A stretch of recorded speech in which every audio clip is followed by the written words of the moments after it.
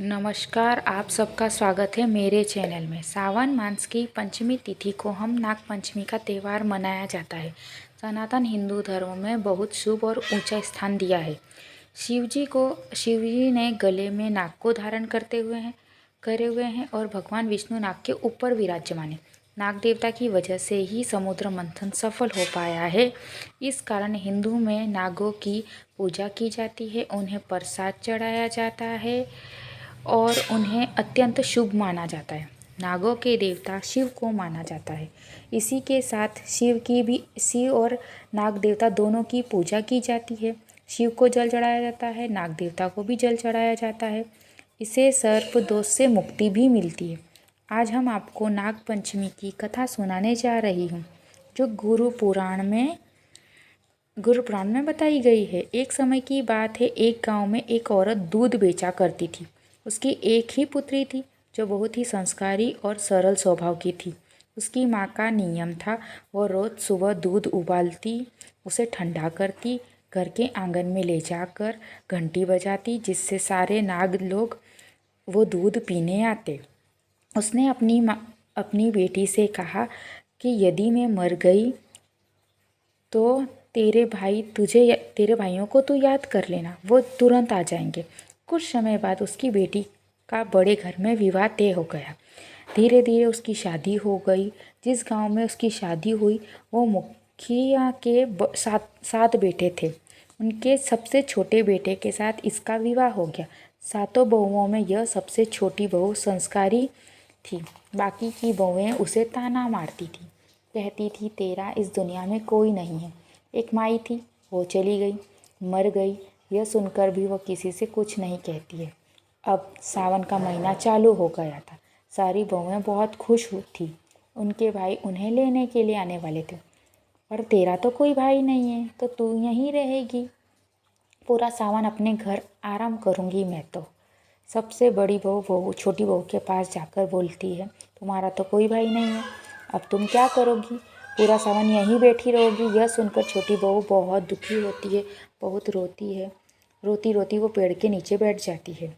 वहाँ बैठी जाती है, तभी पेड़ से शेषनाग बाहर आते हैं और उसे याद कराते हैं कि तुम्हारी माँ हमें रोज़ दूध पिलाया करती थी, उसी कारण से तुम हमारी बहन हुई।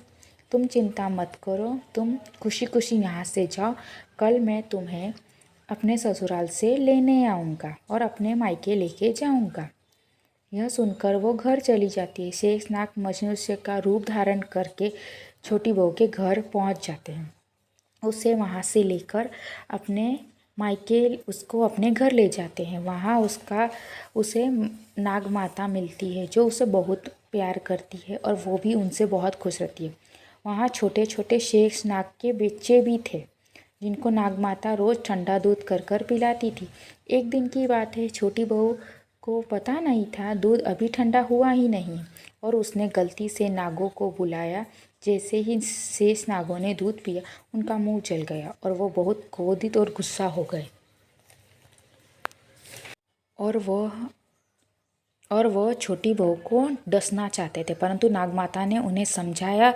छोटी बहू को फिर छोड़ाए उनके ससुराल, इस वादे से कि आते सावन में वो उसे लेने फिर से आएंगे।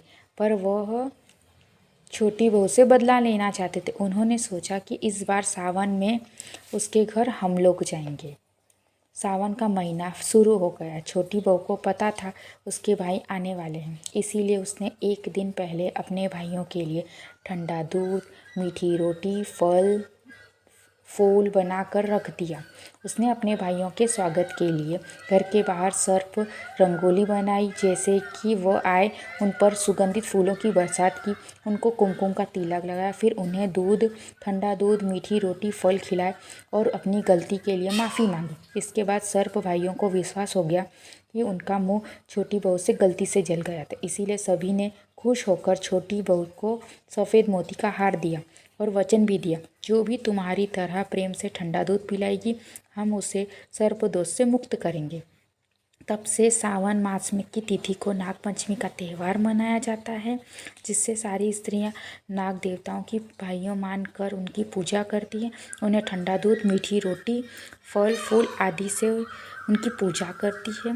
आप सबको यह कथा कैसी लगी कमेंट बॉक्स में ज़रूर बताना, और साथ ही साथ आप इस कहानी से क्या सीखते हैं वो भी बताना। इस वीडियो को ढेर सारा लाइक करें, ढेर सारा प्यार दें, और नाग देवता की पूजा नाग पंचमी पर ज़रूर करें, और ना काले बर्तन में ना खाना बनाएं, ना तवे पे रोटी बनाएं। Thank you.